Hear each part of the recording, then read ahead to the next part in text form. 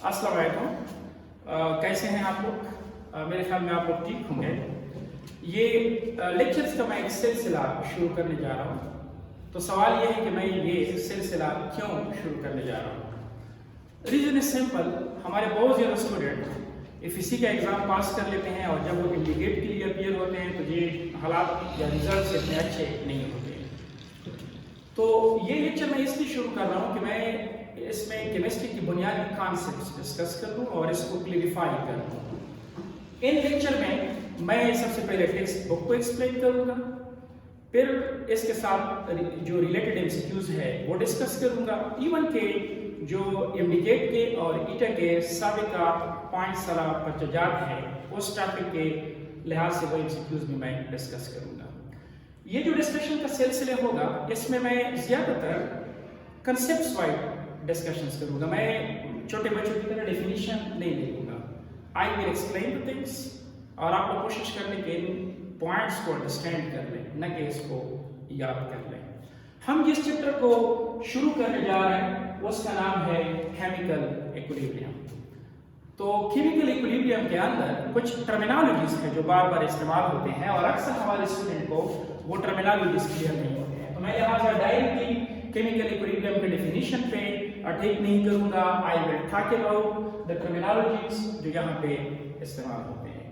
तो इसमें से जो फर्स्ट टर्मिनोलॉजी केमिकल इक्विलिब्रियम में इस्तेमाल होगी उसको हम नाम देते हैं रेट ऑफ केमिकल रिएक्शन। तो question is what is rate of a chemical reaction? Rate of a chemical reaction, ये लफ्ज हम बार बार सुनेंगे और ये लिखेंगे, इसलिए ये टर्म हमें बिल्कुल क्लियर होना चाहिए। तो question is what is rate of chemical reaction? Rate of chemical reaction is like speed. हम कहते हैं कि एक बॉडी फासला तय कर रही है पर यूनिट टाइम के लिहाज से। अब अगर वो ज्यादा फासला तय कर रहा है कम टाइम में तो हम कहते हैं कि स्पीड ज्यादा है, और अगर वो आपके साथ टाइम ज्यादा ले रहा है लेकिन फासला बहुत कम तय कर रहा है तो हम कहते हैं कि स्पीड स्लो है। तो केमिस्ट्री का स्पीड है रेट ऑफ केमिकल रिएक्शन। तो question is what is rate of chemical reaction? Rate of chemical reaction को एक्सप्लेन करने के लिए मैं एक एग्जांपल लेता हूं और एग्जांपल में मैं ले लेता हूं A is any reactant, it is a hypothetical reaction. अब हाइपोथेटिकल रिएक्शन में A change into product B। अब फॉर एग्जांपल मैं कहता हूं कि लेट्स सपोज इस A का जो इनिशियल कंसंट्रेशन है वो है 1 molar, and whenever I say 1 molar I mean 1 moles per liter। अब अगर मेरे साथ टाइम बराबर है 0 के तो आपके साथ प्रोडक्ट B का concentration is also equal to 0। अच्छा, अब फॉर एग्जांपल मैं कहता हूं कि टाइम गुजर गया और टाइम आपके साथ आ गया 10 सेकंड। तो 10 सेकंड में व्हाट विल हैपन? A के मॉलिक्यूल्स B में कन्वर्ट होंगे, तो यहाँ पे A का कंसंट्रेशन कम होगा और B का कंसंट्रेशन बढ़ेगा। अब फॉर एग्जांपल मैं कहता हूं कि 10 सेकंड के बाद ये जो A है इसका कंसंट्रेशन है आपके साथ 6 मोलर, 0.6 मोलर, और यहाँ पे जो B का कंसंट्रेशन है वो है आपके साथ 0.4 मोलर। एंड व्हेनेवर आई से मोलर, मोलर से मेरा मुराद होगा मोल्स पर डी क्यूब या moles per litre. I mean this thing. तो अब सवाल यह है कि जब कंसंट्रेशन 1 मोलर से 0.6 में चेंज हो रहा था तो इसमें आपके साथ टाइम कितना लग गया? तो श्योरली टाइम लग गया आपके साथ 10 सेकंड। तो लिहाजा अगर आपसे मैं पूछूं what is the change in concentration तो आप बहुत सादा अल्फाज में कहेंगे कि ये तो कोई मसला ही नहीं है, मुझे दे दो फाइनल कंसंट्रेशन ऑफ A और मुझे दे दो इनिशियल कंसंट्रेशन ऑफ A तो मैं आपको बता सकता हूँ कि व्हाट इज द चेंज। तो लिहाजा चेंज इन कंसंट्रेशन को मैं रिप्रेजेंट करता हूँ डेल्टा ए से। This is change in concentration. और अब मैं पूछता हूँ what is the change in time. तो final time minus initial time. तो मैं कह देता हूँ कि final time minus initial time it is delta T. ये हो गया चेंज इन टाइम। अच्छा, मैंने डेफिनेशन अब रेट का क्या लिखना है? रेट ऑफ केमिकल रिएक्शन का डेफिनेशन है rate of a chemical reaction, rate of a chemical reaction ये किसके बराबर होगा? Change in concentration with respect to time. लिहाजा मैं इसको मैं लिख सकता हूं कि change in concentration of A, change and concentration of A divided by change in time, या I say this is change and time. अब change in concentration per unit time is called rate of chemical reaction. लिहाजा मैं इसको इस तरह लिख सकता हूँ कि rate of chemical reaction, rate of a chemical reaction, chemical reaction ये मेरे साथ बराबर आ जाएगा change in concentration of A। तो मैं इसको लिख लूंगा change in concentration of A। मैं यहाँ पे इस A के साथ ये ब्रैकेट भी लगा लेता हूँ, स्क्वायर ब्रैकेट, ताकि हमें कंसंट्रेशन के मुताबिक मालूमात हो। और मैं इसको लिख लेता हूँ divided by change in time, this is delta T। एक बात गौर से नोट कर लें, rate of chemical reaction is always positive. Chemistry में rate of chemical reaction is always positive. लेकिन अगर हम यहां पे देख लें तो हमारे साथ फाइनल कंसंट्रेशन कम है और इनिशियल कंसंट्रेशन ज्यादा है। लिहाजा अब एक मसला मेरे साथ आएगा, मेरे साथ मसला कुछ यूं आएगा कि जब मैं लिख लूंगा final concentration minus initial concentration divided by final time minus initial time। मेरे साथ जो प्रॉब्लम आ रहा है वो ये है कि फाइनल कंसंट्रेशन है 0.6 मोलर और इनिशियल कंसंट्रेशन है आपके साथ 1 मोलर, और आप लोगों के साथ divide by change in time 10 second minus 0 second, ये आएगा मेरे साथ, it is further equal to minus 0.4 molar divided by 10 second. What it means, मैंने पहले आपको बताया था कि ये जरूरी नहीं है कि आपको ये पता चले कि व्हाट इज द डेफिनेशन। आप जो कर रहे हैं आप इस पे क्लियर है या आप क्लियर नहीं है। अगर आप क्लियर नहीं है तो फिर it is a fruitless effort.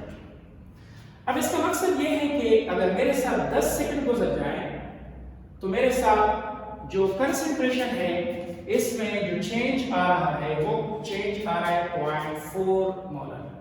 तो ये 0.4 मोलर ए में जो चेंज आ रहा है ये आ रहा है 10 सेकंड में।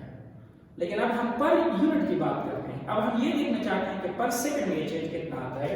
तो जब इसको मैं डिवाइड कर लूंगा तो ये बनेगा minus 0.047, it will equal to, जब आप इसको डिवाइड कर लें 10 पे तो ये आपके साथ आ जाएगा it is equal to minus 0.04 molar per second. What it means, एक सेकंड में 0.04 मोलर कंसंट्रेशन में चेंज आता है। किस चीज का? ए का। कहां पे जा रहा है? प्रोडक्ट में। तो इशू ये है कि यहाँ पे आई सी दिस नेगेटिव, और मैंने स्टार्ट में बता दिया कि rate of chemical reaction is positive quantity. अब अगर ये पॉजिटिव क्वांटिटी है तो ये मेरे साथ नेगेटिव में आ रही है, तो I want to make it positive. तो मैं क्या कर लूंगा, मैं ये कर लूंगा कि मैं रेट ऑफ केमिकल रिएक्शन, अगर मैं इसको रिएक्टेंट के लिहाज से देख रहा हूँ, रिएक्टेंट के लिहाज से, तो आप मुझसे सवाल करेंगे व्हाई रिएक्टेंट के लिहाज से, बिकॉज रिएक्टेंट का कंसंट्रेशन हर लम्हा बलम्हा चेंज होता है, रिएक्टेंट का कंसंट्रेशन कम होता है, तो इसलिए फाइनल कंसंट्रेशन रिएक्टेंट का कम होगा और इनिशियल कंसंट्रेशन रिएक्टेंट का ज्यादा होगा, इसलिए मुझे ये माइनस साइन दे रहा है। लेकिन इस माइनस को प्लस में कन्वर्ट करना है, तो मैं क्या कर लूंगा, ये जो रेट ऑफ केमिकल रिएक्शन है विद रिस्पेक्ट टू रिएक्टेंट, मैं एक लफ्ज भी लगा लेता हूं, with respect to reactant, with respect to reactant, अगर मैं रिएक्टेंट के लिहाज से इसको देख लूं, तो मैं अब क्या करूंगा कि यहां पे जो change in concentration of reactant है, इसके साथ मैं एक माइनस लगा लूंगा। अब ये माइनस का फायदा क्या होगा, इस माइनस से ये फायदा होगा कि जब मैं यहां पे माइनस लगाऊंगा तो I will write minus here. अब इस माइनस से क्या फायदा होगा, फॉर एग्जांपल मैंने यहां पे भी ये माइनस लगाया हुआ है, आई राइट दिस माइनस हियर, और मैं ये माइनस यहां पर भी लगा लेता हूं, तो अब देखिए एक माइनस मैंने यहां पे लगा दिया और यहां पे फाइनल कंसंट्रेशन इनिशियल कंसंट्रेशन के मुकाबले में कम है, 0.61 के मुकाबले में कम है, लिहाजा मुझे यहां से जो आंसर मिलेगा वो मुझे मिलेगा माइनस, लेकिन speed is a positive quantity, तो माइनस मल्टीप्लाइड बाय माइनस, तो ओवरऑल आंसर हमें मिलेगा प्लस।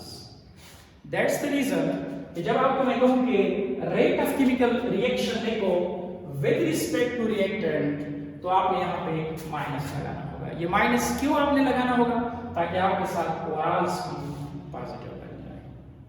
इसी तरह अगर आपको मैं कहूं कि रेट ऑफ केमिकल रिएक्शन को लेके विद रिस्पेक्ट टू बी, तो फिर आपको माइनस लगाने की जरूरत नहीं पड़ेगी, लेकिन इसको हम डिटेल में डिस्कस इस पे करेंगे केमिकल काइनेटिक्स में। लेकिन आज आपको सिर्फ ये बताना था कि rate of chemical reaction is nothing, it is the change in concentration per unit time. अगर यूनिट टाइम में कंसंट्रेशन में चेंज ज्यादा आ रहा है तो हम कहेंगे rate of reaction is fast, अगर यूनिट टाइम में कंसंट्रेशन में चेंज कम आ रहा है तो हम कहेंगे कि rate of reaction is slow. That's the points. अब ये आई थिंक बुनियादी टर्मिनोलॉजी है, अब आपको ये क्लियर है। अगर आपको ये क्लियर है तो फिर अब मैं जा रहा हूं टुवर्ड्स केमिकल इक्विलिब्रियम, जो कि असल में हमारा टारगेट है। तो now let's come and let's try to understand कि मैं क्या इसमें डिस्कस करने जा रहा हूं। तो लिहाजा we are here for chemical equilibrium. I think ये आप लोगों को क्लियर हो चुका होगा।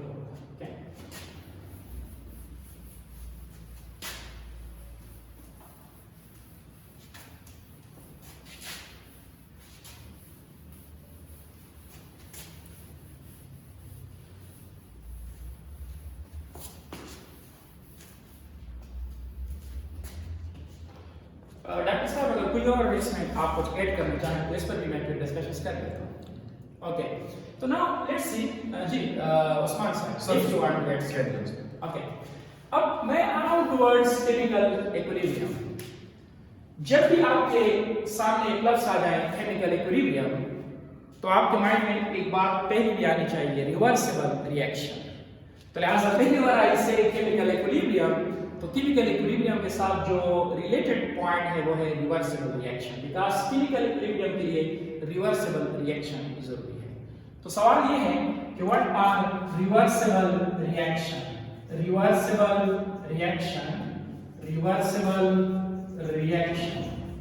तो रिवर्सिबल रिएक्शंस क्या है, ऐसी रिएक्शन जो कभी कंप्लीट नहीं होते हैं। क्या मकसद, फॉर एग्जाम्पल अगर मैं नाइट्रोजन और हाइड्रोजन को एक क्लोज कंटेनर में ले लूं, this is nitrogen, nitrogen is a gas and hydrogen is also a gas. अगर मैं इसको क्लोज कंटेनर में ले लूं तो nitrogen and hydrogen they will react, तो ये पैदा कर लेगा आपके साथ अमोनिया, लेकिन कुछ टाइम के बाद अमोनिया के मॉलिक्यूल आपस में रिएक्शंस कर लेंगे और ये दोबारा पैदा कर लेंगे नाइट्रोजन और हाइड्रोजन। तो लिहाजा आपके साथ ये नहीं है कि ये रिएक्शन में नाइट्रोजन और हाइड्रोजन मुकम्मल तौर पर अमोनिया में कन्वर्ट होते हैं, नो। लेकिन जब आप कंटेनर के अंदर देख लें तो आपको नाइट्रोजन भी मिलेगा, आपको हाइड्रोजन भी मिलेगा और आपको अमोनिया भी मिलेगा। तो ऐसी रिएक्शन जिसमें आपको रिएक्टेंट और प्रोडक्ट दोनों मिले और ये फॉरवर्ड और बैकवर्ड में दोनों में बैकवर्ड जा रहे हो, तो ऐसे रिएक्शंस को हम नाम देते हैं कि दीज आर रिवर्सिबल रिएक्शन। और जब भी मैं लफ्ज इस्तेमाल करूँ केमिकल इक्विलिब्रियम, तो इसका मेरा मकसद होगा रिवर्सिबल रिएक्शन की ही मैं बात कर रहा हूँ। बार बार मैं इसके बाद नहीं कहूँगा कि रिवर्सिबल या इरिवर्सिबल। अच्छा, एक बात और कि रिवर्सिबल में इसको शो करने के लिए I will use this double arrow. इनमें से जो एरो होगा फ्रॉम लेफ्ट टू राइट ये होगा फॉरवर्ड के लिए, और जो होगा फ्रॉम राइट टू लेफ्ट ये होगा फॉर बैकवर्ड के लिए। ये नोटेशन है और ये नोटेशन आप लोगों ने हमेशा के लिए अपने माइंड में याद रखना है। तो अब सवाल ये है कि व्हाट इज केमिकल इक्विलिब्रियम।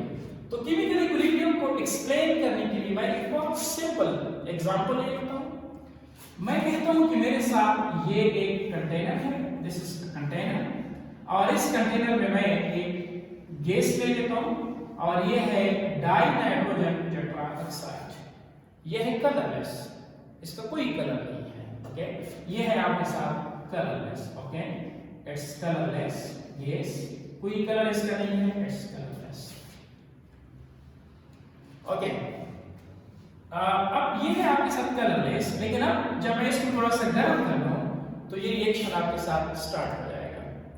अगर ये रिएक्शन आप लोगों के साथ स्टार्ट हो जाएगा तो इट इज कलरलेस, लेकिन जब ये रिएक्शन स्टार्ट हो जाएगा तो आपके साथ रिएक्शन स्टार्ट होने के बाद आपके साथ बनेगा NO2 नाइट्रोजन डाइऑक्साइड, और इसके बनते हैं स्टोइकोमेट्रिक कोएफिशिएंट इसका होगा 2 ताकि रिएक्शन बैलेंस रहे। अब ये आपके साथ है reddish brown, this is reddish brown. अगर रेडिश ब्राउन कलर अपीयर हो गया, ये इस बात का सबूत होगा कि केमिकल रिएक्शन स्टार्ट हो गया है। अच्छा, अब हम इसको कैसे एक्सप्लेन कर सकते हैं। अब स्टार्ट में क्या होगा कि N2O4 के मॉलिक्यूल ज्यादा होंगे। अगर ये मॉलिक्यूल ज्यादा होंगे तो हम सादा अल्फाज में कह सकते हैं कि इनका कंसंट्रेशन भी ज्यादा होगा, because concentration means number of moles per litre. अब अगर आपके साथ इनके मॉलिक्यूल पर लीटर में ज्यादा है तो हम कहेंगे कि इसका कंसंट्रेशन ज्यादा है। अब ये N2O4 के मॉलिक्यूल आपस में टकराएंगे, और जब ये मॉलिक्यूल आपस में टकराते हैं तो रिएक्टेंट कन्वर्ट होते हैं प्रोडक्ट में।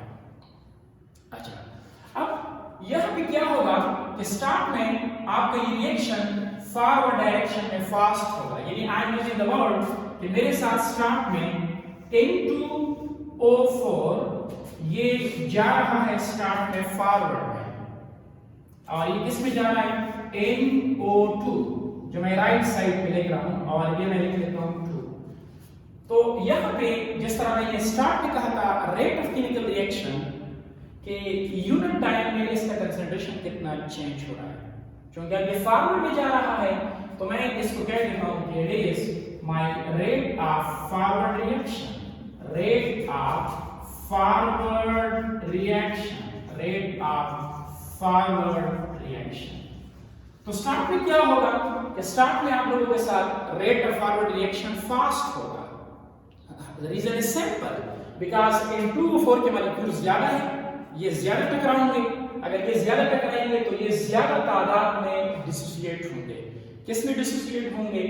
N2O4, these molecules will dissociate into NO2.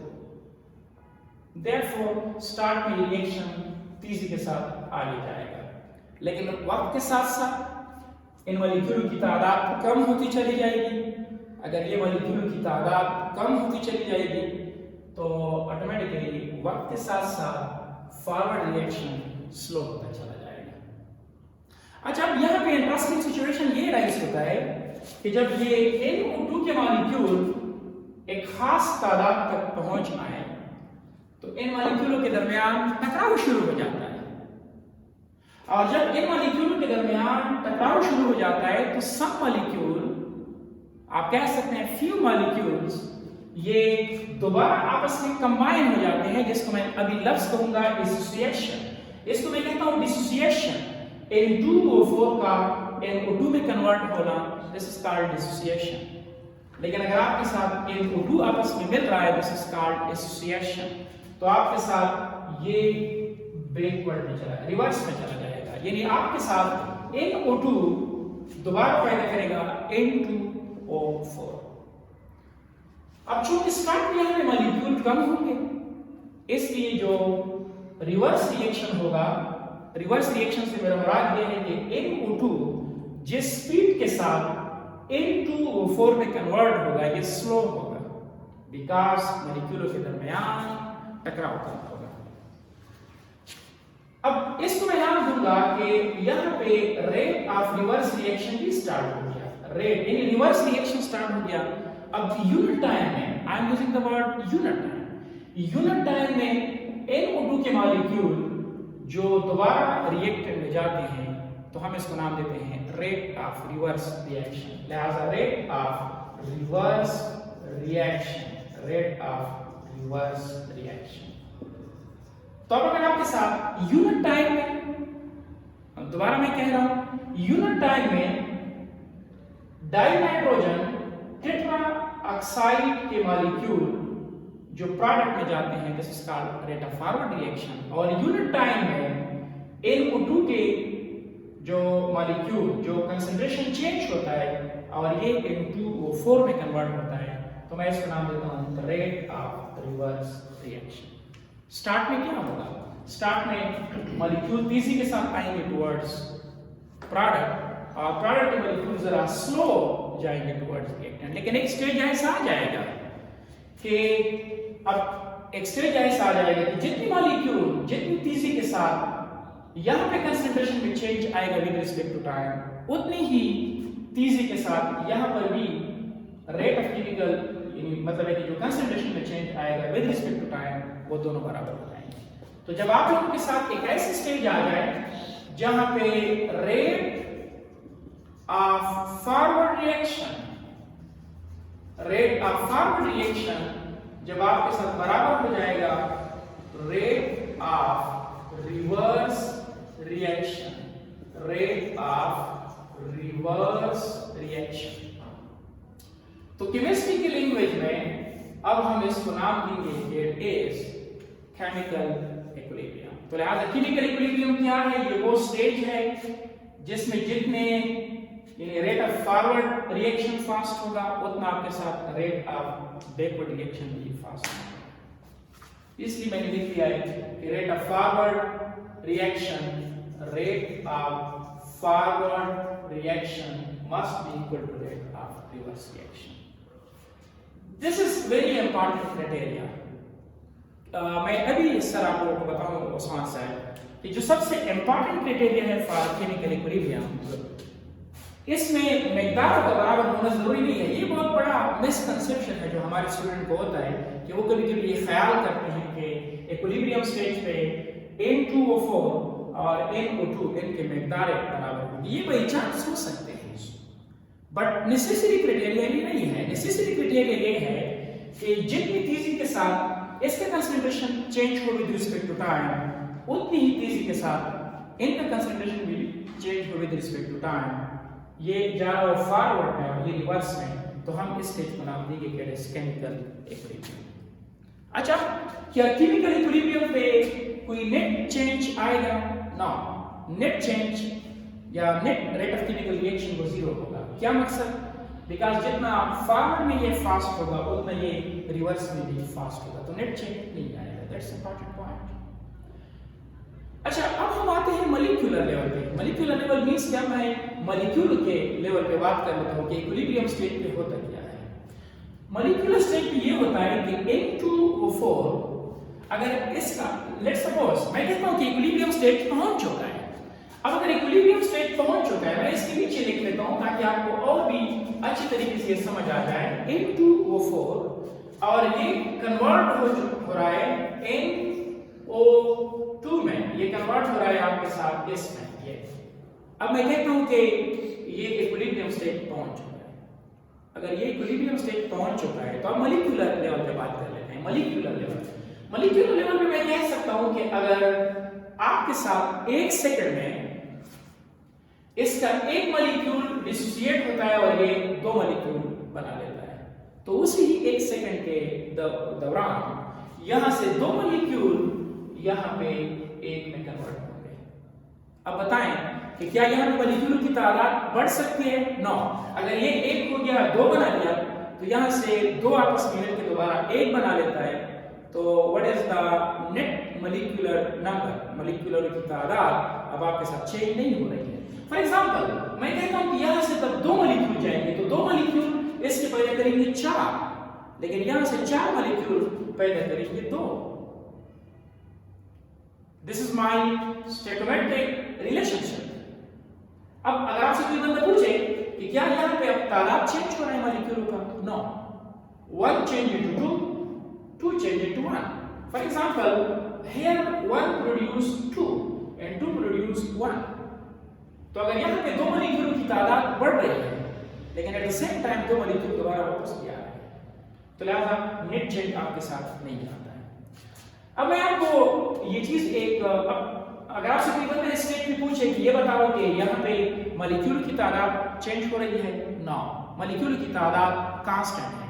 अगर 5 यानी 6 मॉलिक्यूल यहाँ पे आते हैं, 6 मॉलिक्यूल अगर यहाँ से आते हैं तो ये 12 मॉलिक्यूल पैदा करेंगे, तो यहाँ से 12 मॉलिक्यूल दोबारा यहाँ पे 6 मॉलिक्यूल पैदा करेंगे। लेकिन अब अगर यहाँ से 6 पैदा करते हैं 12 और यहाँ से 12 पैदा कर लेते हैं 6, तो मेरे ख्याल में अगर हम इस पर गौर कर ले तो नेट इसमें कोई तब्दीली नहीं आएगी। अब इसलिए मैं कहता हूं कि इसमें रिएक्टेंट और प्रोडक्ट की मकदार है फिर कांस्टेंट रहती है, ये चेंज नहीं होती है जब तक आप इक्विलिब्रियम को डिस्टर्ब ना कर लें। That's is very important point. अच्छा, अब हम इस बात को कि rate of forward reaction must be equal to rate of reverse reaction, तो मैं इसको जरा ग्राफिकली इंटरप्रेट करना चाहता हूं। I would like to interpret it graphically. मैंने 2 बातें कही। मैंने ये कहा कि 2 बातें मैंने कही। एक बात मैंने कही कि rate of forward reaction must be equal to rate of back reverse reaction. Second बात मैंने ये कही कि आप लोगों के साथ इक्विलिब्रियम स्टेट पे फिर concentration of reactant and concentration of product they remain constant। ये वक्त के साथ कोई मजीद चेंज नहीं होते। अब मैं इन दोनों चीजों का ग्राफ बना लेता हूँ। एक ग्राफ मैं rate of forward reaction must equal to rate of backward reaction, एक ग्राफ इसके लिए बना लेता हूँ और दूसरा ग्राफ मैं कंसंट्रेशन रिमेन कांस्टेंट उसके लिए बना लेता हूँ। और अक्सर मैंने स्टूडेंट को देखा है कि वो इन 2 ग्राफ के दरमियान फर्क नहीं कर पाते हैं, तो कोशिश करने की ये ग्राफ्स आप प्रॉपर्ली सीख लें। ओके, नाउ इन 2 पॉइंट्स का मैं यहाँ पे ग्राफ्स बना रहा हूँ। लेट्स सी इन ग्राफ्स को जरा गौर करें। ओके, लेट्स सी मेरे साथ एक ग्राफ है और इस ग्राफ में मैं इस साइड पे ले लेता हूँ टाइम कोऑर्डिनेट्स, टाइम, और इस साइड पे मैं ले लेता हूँ कंसंट्रेशन।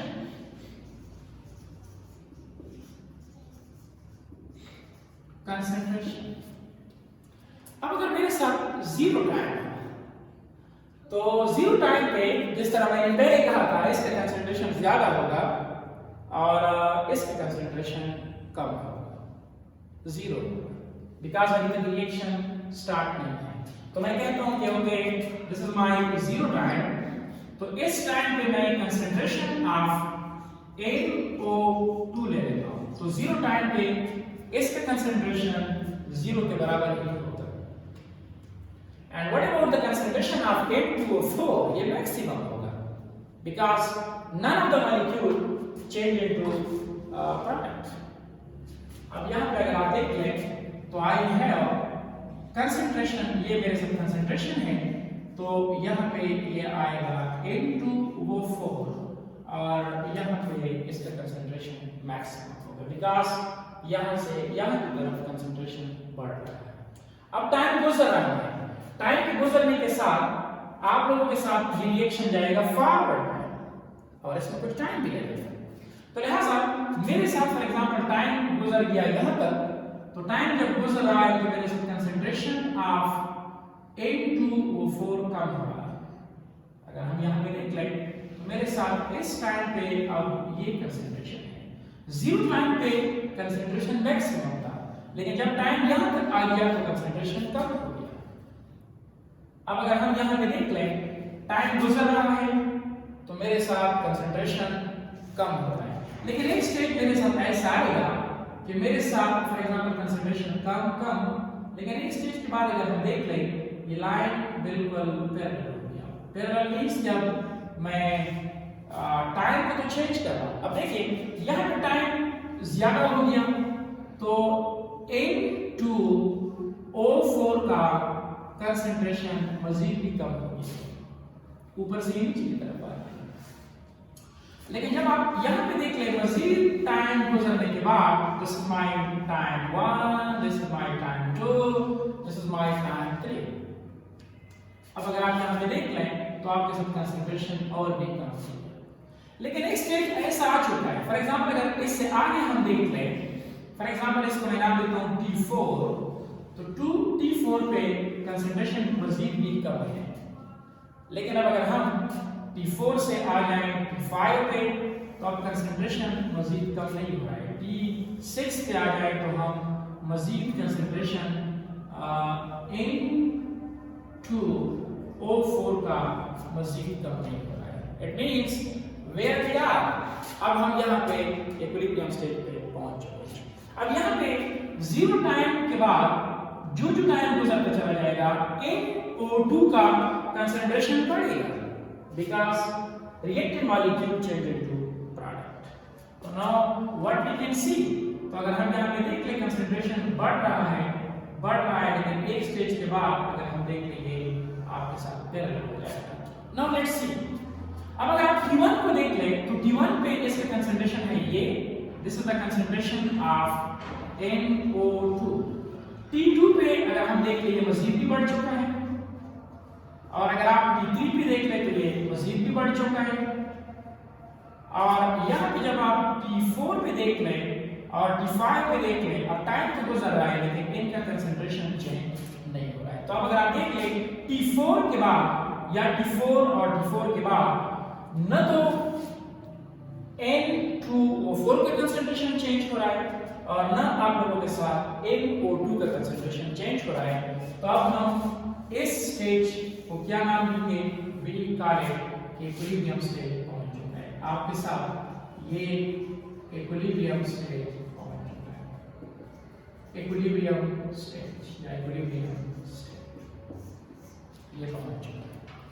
अच्छा, कभी-कभी कुछ लोग या कुछ स्टूडेंट्स कहते हैं कि ये ग्राफ तो हमारे बुक के नीचे है या ऊपर है, ये कोई मसला नहीं है, सिर्फ और सिर्फ इक्विलिब्रियम। फॉर एग्जांपल अब आपके साथ अगर आपका टीचर आपको ग्राफ इस किस्म का बना के दे दे, for example this is time, और वो आपको कहे कि this is A and A change into B।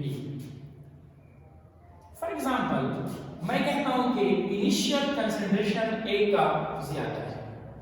अगर इनिशियल कंसंट्रेशन A का ज्यादा है तो दिस इज जीरो टाइम, तो कंसंट्रेशन यहां पे ज्यादा है, किस चीज का ज्यादा है, A का कंसंट्रेशन ज्यादा है। लेकिन जब टाइम गुजरेगा तो कंसंट्रेशन ऑफ A कम होता चला जाएगा। तो फॉर एग्जांपल मैं कहता हूं कि ये कंसंट्रेशन कम और ये कम, और फॉर एग्जांपल अब आपके साथ यहां पे ये देख लें, तो फॉर एग्जांपल इस टाइम के बाद अगर हम A का कंसंट्रेशन देख लें तो वो मजीद चेंज नहीं हो रहा है डिस्टेंस। अब B का कंसंट्रेशन अगर हम यहां पे देख लें तो B का कंसंट्रेशन जीरो टाइम पे जीरो। अब आपके साथ अगर ये ग्राफ ऊपर जा रहा है, अब फॉर एग्जांपल यूं, और अब अगर मैं थोड़ा सा ग्राफ का जब अच्छा ना बना लूं तो आप लोग साइंस में सीखने की कोशिश कर ले, उसकी इंटरप्रिटेशन की सीखने की कोशिश कर लेना। अब अगर हम इस पर गौर कर लें तो जो ऊपर वाला ग्राफ मैंने बनाया है इसमें N2O4 ऊपर है और NO2 नीचे है, लेकिन दूसरे ग्राफ में B का कंसंट्रेशन जो है वो बढ़ गया है और A का कंसंट्रेशन कम हो गया। लेकिन अगर आप इस टाइम के बाद देख लें तो इसका भी कंसंट्रेशन फिक्स और इसका भी कांस्टेंट। अब ये मजीद टाइम गुजर गया, ये भी फिक्स और ये भी फिक्स।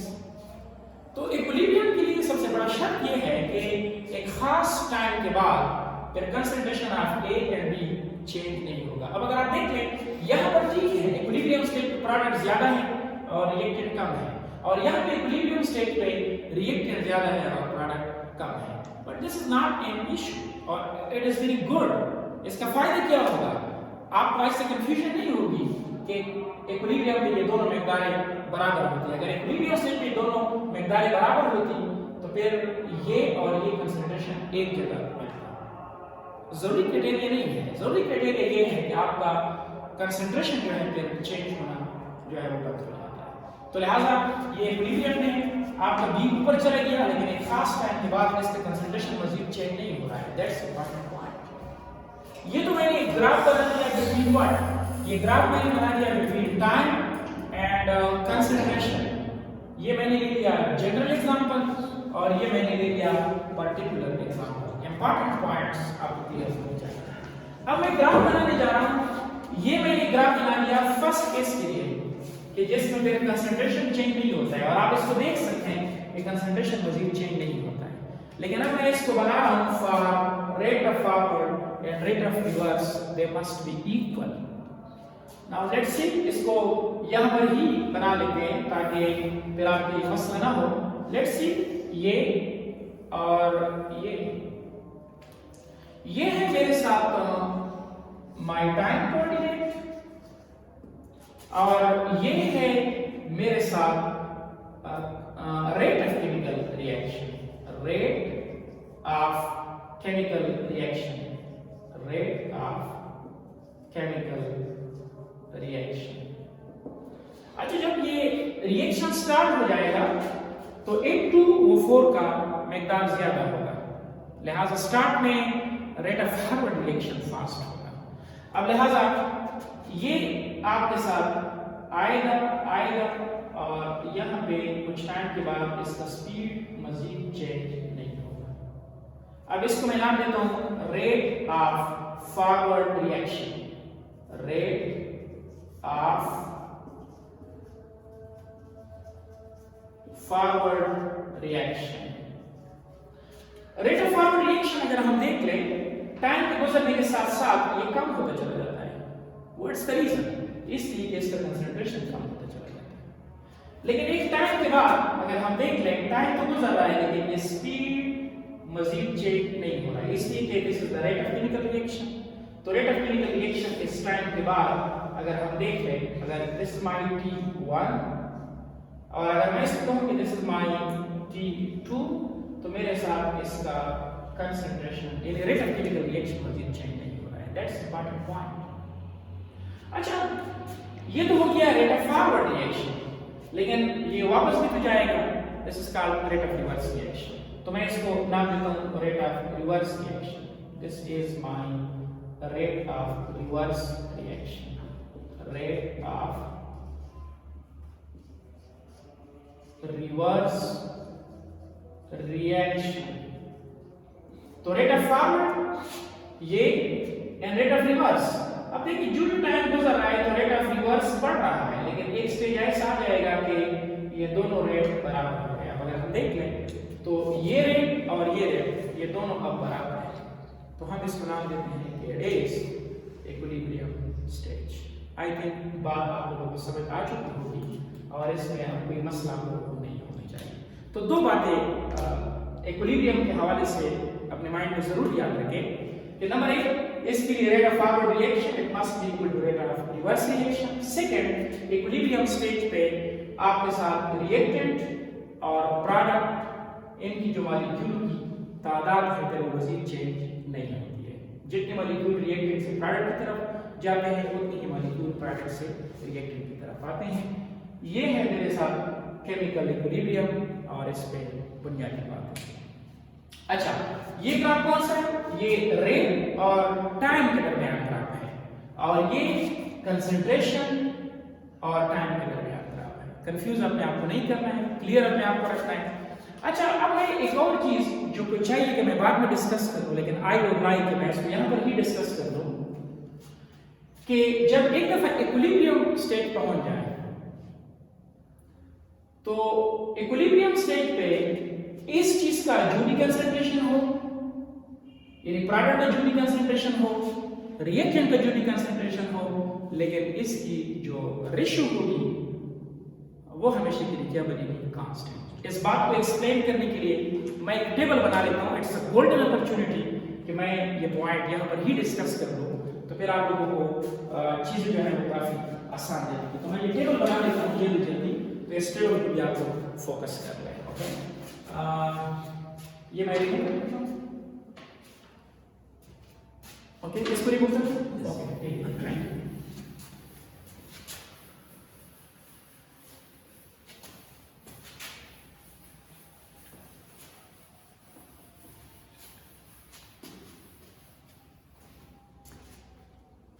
ओके, ये वही सेम रिएक्शन ले रहा हूँ।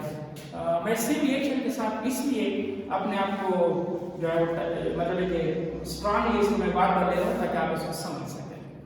ओके, फॉर एग्जांपल मेरे साथ ये एक रिएक्शन है सेम, ये है आप लोगों के साथ N2O4 and this change into 2NO2। अब फॉर एग्जाम्पल मैंने 3 एक्सपेरिमेंट्स कर लिए या 4 एक्सपेरिमेंट करिए, तो मैं इसकी एक टेबल बना लेता हूँ। This is 1, this is second, and यहाँ पे मैं लिख लेता हूँ initial concentration. This is initial concentration,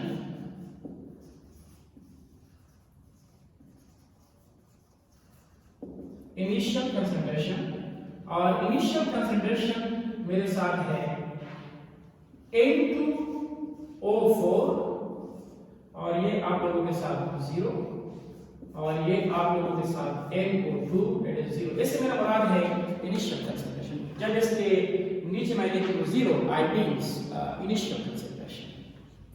अच्छा, अब यहां पे मैं लिख लेता हूं इक्विलिब्रियम कंसंट्रेशन। आई राइट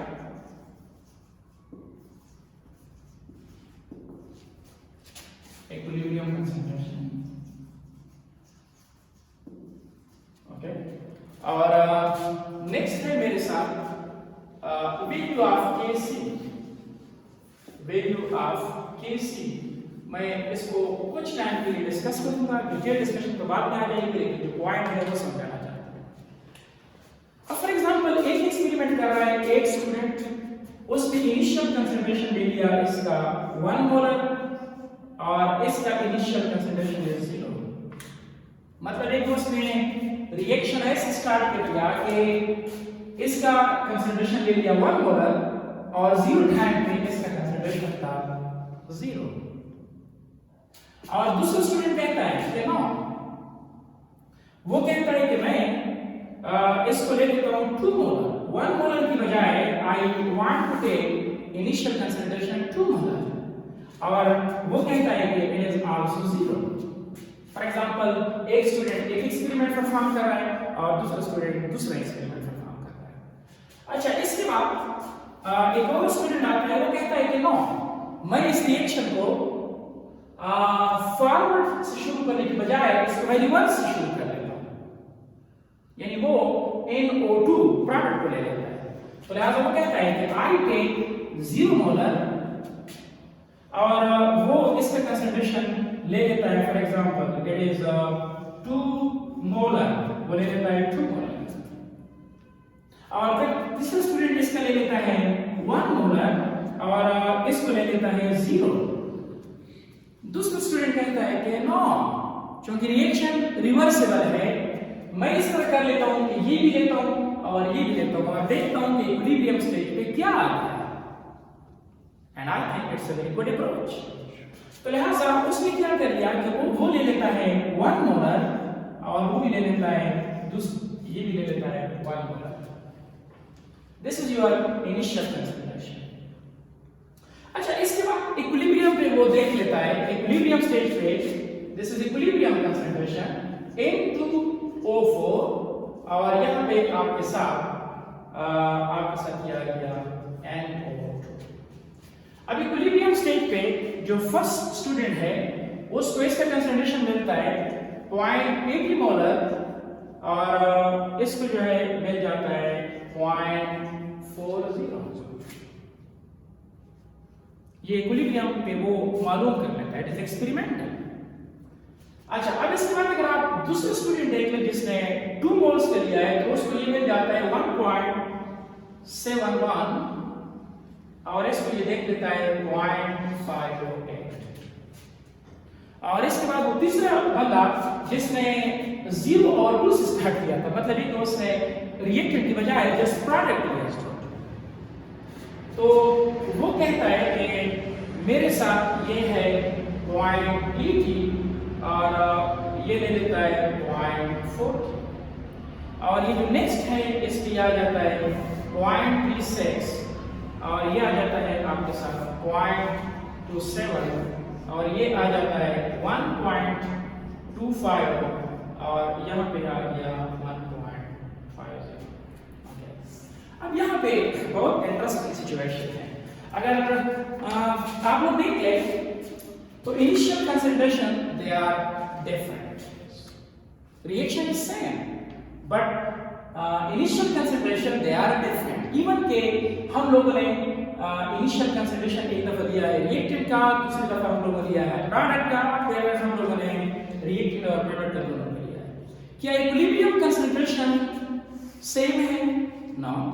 आप देख सकते हैं इक्विलिब्रियम कंसंट्रेशन यहाँ पे है 0.80, यहाँ पे है 1.7, यहाँ पे है ये। तो इक्विलिब्रियम कंसंट्रेशन भी अगर आप देख लें ये चार्ट या 1 2 3 4 5 एक्सपेरिमेंट्स में आप लोग देख सकते हैं कि equilibrium concentration is also different.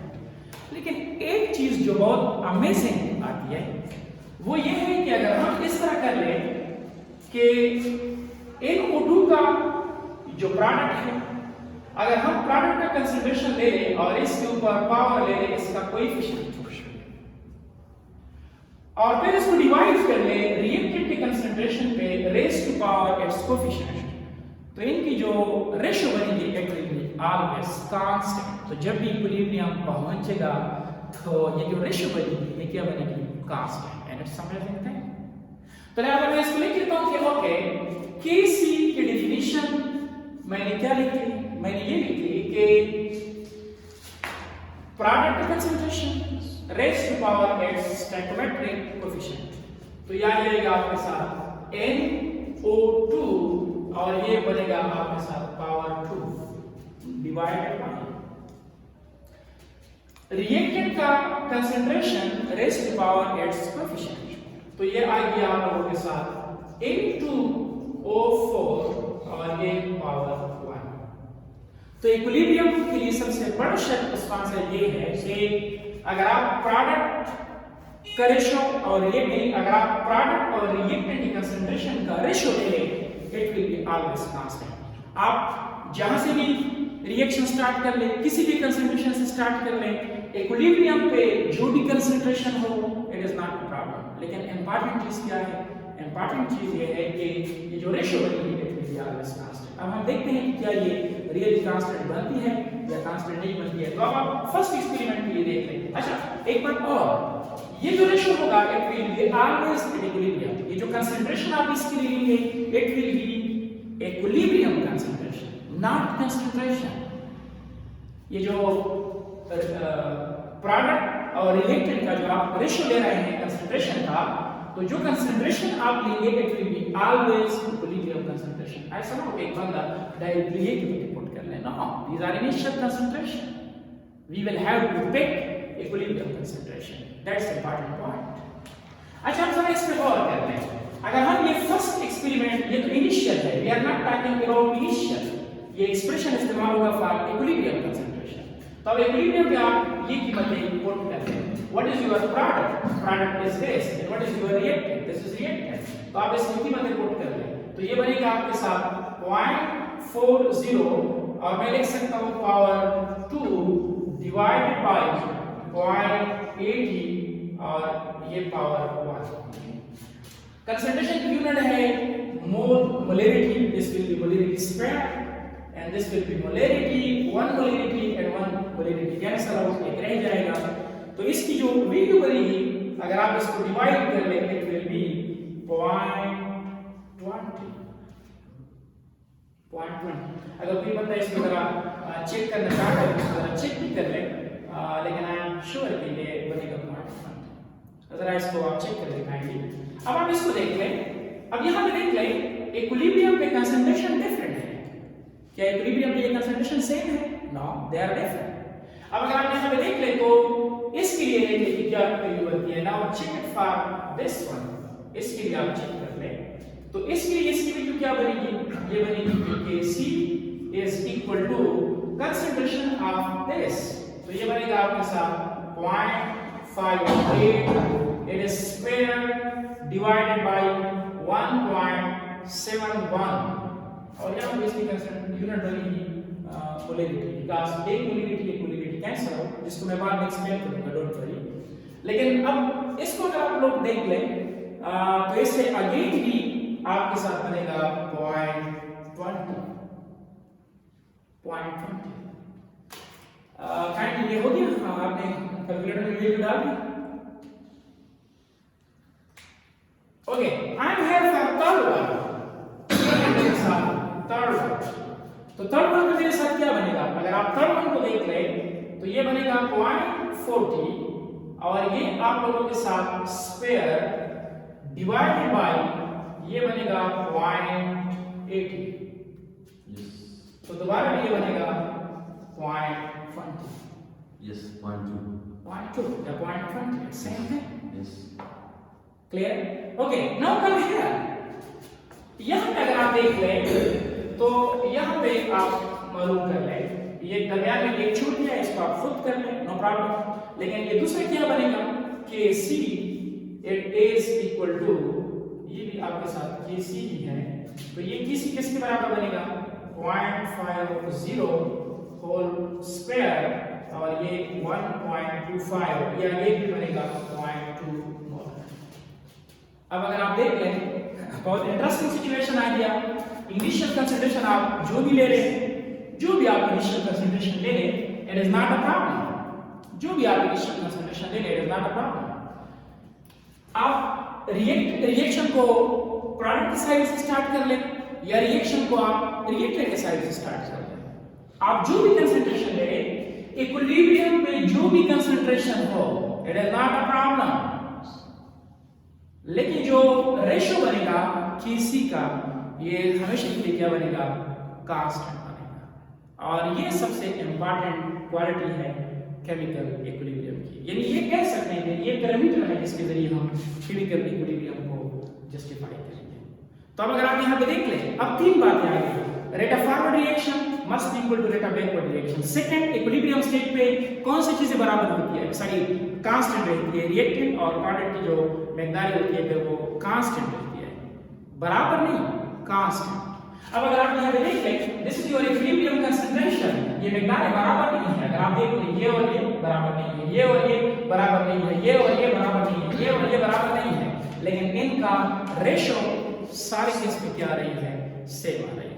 That's very important point. बहुत से स्टूडेंट को मैंने देखा है कि उनके ख्याल में बार बार माइंड आता है कि ये मकदार बराबर होगी। नो, अब देख लें, ये 5 एक्सपेरिमेंट है, 5 एक्सपेरिमेंट में इनिशियल कंसंट्रेशन भी डिफरेंट है, इक्विलिब्रियम कंसंट्रेशन इंडिविजुअली डिफरेंट है, लेकिन इनका रेशियो हमेशा के लिए क्या आ रही है? सेम आ रही है। It is the characteristic property of chemical equilibrium. I think इसमें अभी तक तमाम बातें क्लियर हो चुकी हो। अब ये जो नेक्स्ट पॉइंट की तरफ मैं आ रहा हूं, अच्छा उस पॉइंट को डिस्कस करने से पहले एक पॉइंट मैं ये बताऊं कि ये जो Kc की वैल्यू है ये फिक्स होगी, बशर्ते कि इस रिएक्शन के लिए आप टेम्परेचर को फिक्स रखें। लेकिन अगर आप टेम्परेचर को चेंज करेंगे तो फिर Kc की वैल्यू भी चेंज होगी, जिसको मैं आगे दोबारा डिटेल में डिस्कस करूंगा, लेकिन यहाँ पे इसका इंट्रोडक्शन जरूरी है। आई थिंक केमिकल इक्विलिब्रियम और Kc, what is Kc? Kc means it is equilibrium constant, और ये क्या है? सादा अल्फाज में प्रोडक्ट का concentration raise to power its coefficient divided by reactant का concentration raise to power its coefficient. इस जो भी वैल्यू आपको मिले, this is called equilibrium value and is always constant provided that temperature is constant.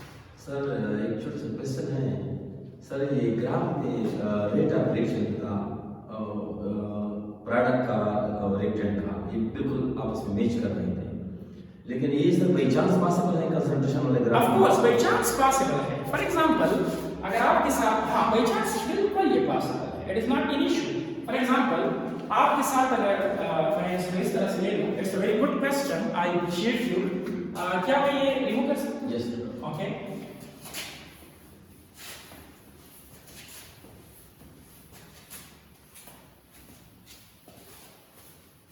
Maybe but not necessary.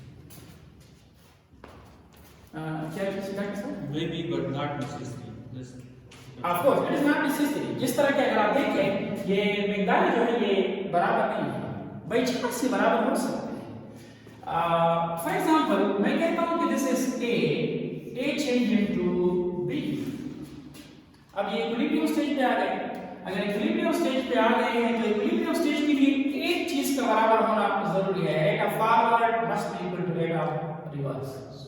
मिकदार बराबर भी हो सकती है बाई चांस, जरूरी क्राइटेरिया नहीं है।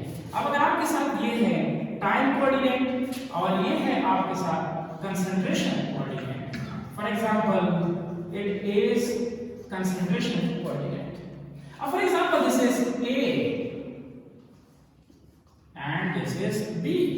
अच्छा एक बात मैं आप लोगों को बताऊं कि रिएक्शन आप जिस साइड से भी स्टार्ट कर लें, यहां पे देख लें आप इधर से स्टार्ट कर लें या इधर से, वो मैंने कहा वो टेबल मैंने रिमूव कर दिया, तो जहां से भी आप स्टार्ट कर ले तो इक्विलिब्रियम अटेन हो सकता है, it is not a problem.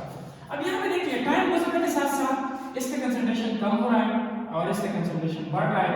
अब यहां पे एक स्टेज के बाद इसका और इसका कंसंट्रेशन मजीद चेंज नहीं हो रहा है। अब अगर आप यहां पे देख लें, यहां पे इक्विलिब्रियम स्टेज पे अब अगर आप देख लें स्टार्ट में ए का कंसंट्रेशन ज्यादा था, बी का कम था। अब ए का कम हो गया, बी का ज्यादा हो गया, ए का मजीद कम हो गया, बी का ज्यादा हो गया। लेकिन अगर आप यहाँ पे देख लें इस स्टेज के बाद तो ये कंसंट्रेशन चेंज भी नहीं हो रहा है और ये बराबर भी है, इसलिए तो ये सेम पॉइंट को ही मैच कर रहा है। लेकिन एक बात बहुत क्लियर होनी चाहिए कि this is not the necessary criteria. और सर एक दूसरा क्वेश्चन है कि ये सर केमिकल ना इक्विलिब्रियम कंसंट्रेशन जो है ये तो जरूरी नहीं है कि हमेशा डिफरेंट हो, कि जरूरी है कि हमेशा डिफरेंट आएगा। क्या चीज के क्या ये जरूरी है कि हमेशा डिफरेंट आएगा? नहीं, ये तो इस ग्राफ के सामने आपके सामने अच्छा है। सर फिर इससे किसी की वीडियो पर कुछ फर्क नहीं पड़ेगा? किसी की वीडियो ऑटोमेटिकली हर रिएक्शन के लिए अपनी ही होगी। Yes sir. फॉर एग्जांपल मैं स्पीक कर रहा हूं ये रिएक्शन, तो मेरी किसी की वीडियो है ये सेम रिएक्शन की बात कर रहा हूं कि अगर नहीं, सेम रिएक्शन के लिए अगर टेंपरेचर सेम है तो हमेशा के लिए ये सेम ही आएगी। That is crystal clear. Yes the concentration same whatever the situation arise, whatever the concentration at equilibrium, लेकिन जो रेशियो बनेगी वो हमेशा के लिए फिक्स ही बनेगी। शर्त ये है कि जब तक आपका टेंपरेचर सेम हो।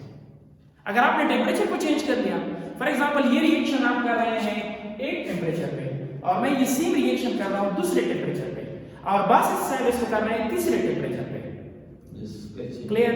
लेकिन अब अगर आपसे मैं पूछूं कि what will be the value of Pc, तो फिर अगर मेरी वैल्यू आ रही है 0.20 तो हो सकता है कि आपकी आ जाए 0.1 और हो सकता है कि बासिस साइड की आ जाए 0.3। It depends upon your temperature. अभी तो हमारे पास सेम रिएक्टर वैल्यूज और टेंपरेचर भी सेम है और अगर मैं टेंपरेचर को चेंज कर लूं तो फिर सेम रिएक्शन के लिए मेरे साथ Pc वैल्यू डेफिनेटली आएगी। लेकिन एक बात और भी फिर सुन लें, अगर आपके साथ किसी एक टेंपरेचर पे एक दफा कांस्टेंट आ गई तो फिर अगर आप उसी टेंपरेचर पे आप ये रिएक्शन अमेरिका में कर रहे हैं या जापान में कर रहे हैं या पाकिस्तान में कर रहे हैं, you will get again same value of Pc।